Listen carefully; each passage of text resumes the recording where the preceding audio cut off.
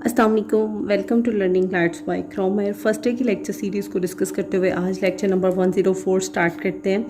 आज के लेक्चर में चैप्टर नंबर 9 जो कि आपके पास है बायनोमियल एंड हाइपरज्योमेट्रिक प्रोबेबिलिटी डिस्ट्रीब्यूशन। इस क्वेश्चन का कंप्लीट सोल्यूशन देखेंगे, वो आपके पास है क्वेश्चन नंबर 9.9। स्टेटमेंट को देखते हैं। स्टेटमेंट को एक्सप्लेन करने से पहले तमाम स्टूडेंट से रिक्वेस्ट है, प्लीज़ अगर आपने अभी तक मेरे चैनल को सब्सक्राइब नहीं किया तो आप इसे सब्सक्राइब कर लें, अपने दोस्तों के साथ ज़रूर शेयर कीजिएगा ताकि आपके साथ साथ और भी किसी का बेनिफिट हो जाए। नंबर 9.9 है आपके पास, if 8 coin are tossed, 8 coin को टॉस किया गया, इट्स मीन एन आपके पास क्या है 8। आपके पास है what is the probability that there are exactly 5 heads. First part है आपके पास, आपसे पूछा गया है एग्जैक्टली 5 हेड के लिए। अगर आपको इंट्रोडक्शन याद हो तो मैंने आपके साथ डिस्कस किया था, जब आप एक कॉइन को टॉस करते हो ना, प्रोबेबिलिटी ऑफ सक्सेस 1/2 होती है। तो Q से जब आप 1 - 1/2 करोगे ना तो प्रोबेबिलिटी ऑफ फेलियर भी आपके पास 1/2 आ जाएगी। तो इट्स मीन P भी 1/2 एंड Q भी 1/2। तब जब आप एक कॉइन को टॉस करते हैं, when a coin is tossed, okay. आपके पास P भी आ गया, आपके पास Q भी आ गया, आपके पास N भी आ गया। अब पॉइंट आउट ये है कि आपने किस पॉइंट के लिए फाइंड आउट करनी है। मुझे एग्जैक्टली 5 हेड के लिए चाहिए। तो जब भी एग्जैक्टली का वर्ड मेंशन होता है तो आपने इक्वल टू का साइन लगाना होता है। आपने probability x is equal to just 5 पे फाइंड आउट करनी है।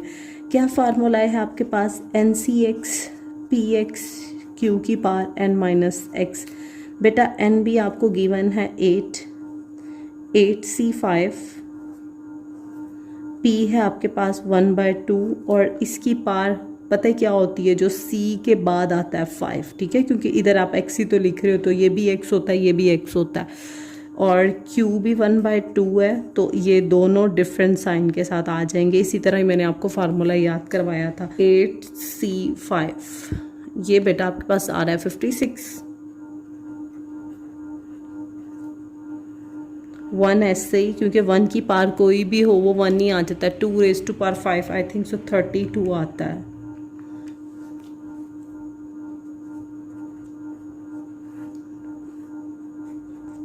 एट में से 5 स्प्रैक करोगे तो 3 आएगा। 56 1s आर 56/32। 1 की पावर क्यूब 1 ही आ जाएगा, 2 की पावर क्यूब आपके पास 8 होता है।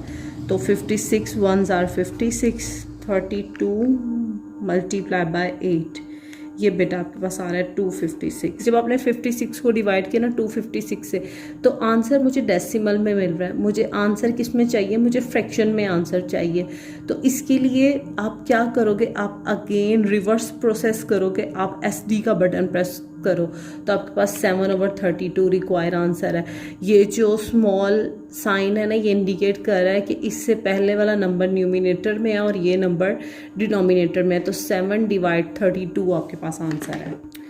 तो ये था आपके पास क्वेश्चन नंबर 9.9 के फर्स्ट पार्ट का सोल्यूशन। अब सेकंड पार्ट भी हमारे पास है, जिसमें आपको कहा गया था find the probability that there are 1 to 7 heads. आपने 1 से 7 हेड्स तक फाइंड आउट करना है। ऑलराइट, इसे स्टार्ट करते हैं। अब आप देख रहे हैं सेकंड पार्ट है आपके पास 1 to 7 हेड्स। इसमें आपको कहा गया था 8 कॉइन आर टॉस्ड, तो n था 8। मैंने मेंशन किया है when a coin is tossed, P भी 1/, आपको पता है जब आप एक कॉइन को टॉस करते हो तो P और Q दोनों की प्रोबेबिलिटी सेम होती है। सेम बेटा इसलिए होती है क्योंकि दो ही चांसेस होते हैं, या हेड ने आना होता है या टेल ने आना होता है।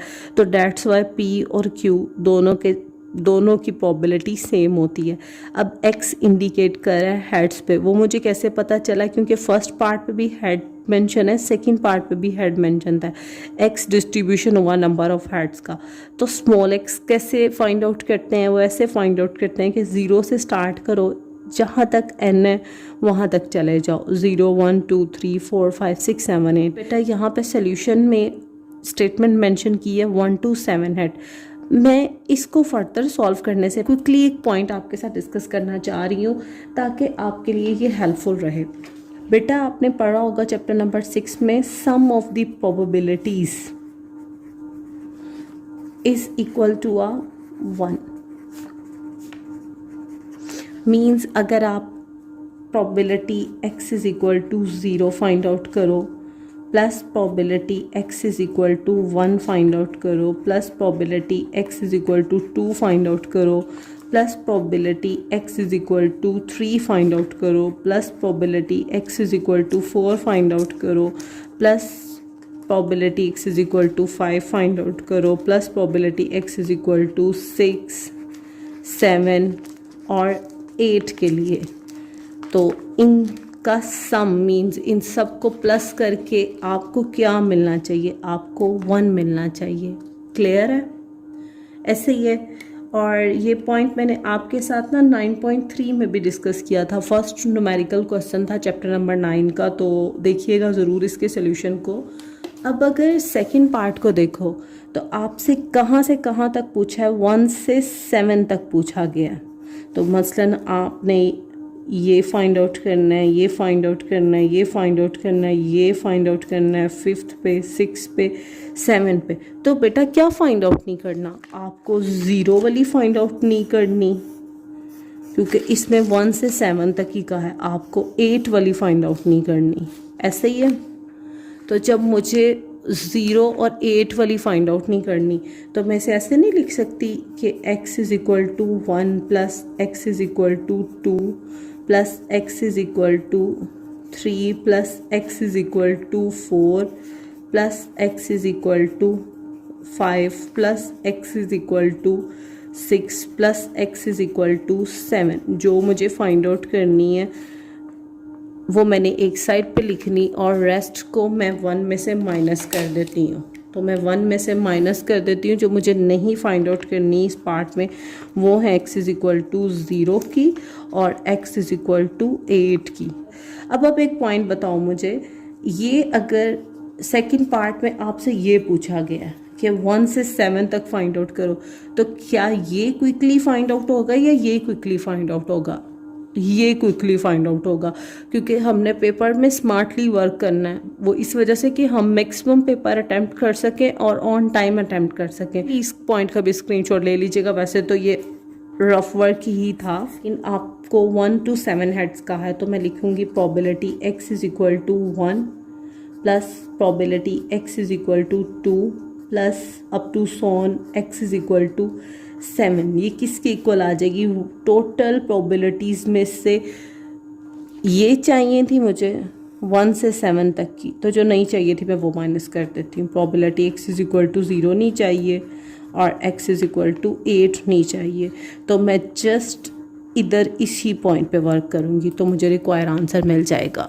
x इज़ इक्वल टू 0 पे फाइंड आउट करनी है। और अगर फार्मूला है आपको याद हो तो क्या फार्मूला था? NCx px q की पावर n माइनस x। तो क्वेश्चन में n क्या गिवन है? 8 गिवन है, तो 8 x क्या पुट करना है? 0। 8c 0 1/2 की पावर 0 1/2 की पावर 8 माइनस 0। क्लियर? नेक्स्ट आपने x इज इक्वल टू 8 पे फाइंड आउट करना है, तो 8c8 1/2 की पावर 8 एंड 1/2 की पावर 8 माइनस 8। किसी भी नंबर का कम्बिनेशन 0 से लो तो 1 आ जाएगा, किसी की भी पावर 0 अगेन 1 आ जाएगा। 8 माइनस 0 बेटा 8 होता है, तो आपने 1/2 की पावर 8 फाइंड आउट करनी है प्लस 8c8, आपके पास ये भी 1 आ जाएगा। इधर भी आपने 1/2 की पावर 8 फाइंड आउट करनी है और 1/2 की पावर 8 माइनस 8 क्या होता है बेटा? आपके पास 0।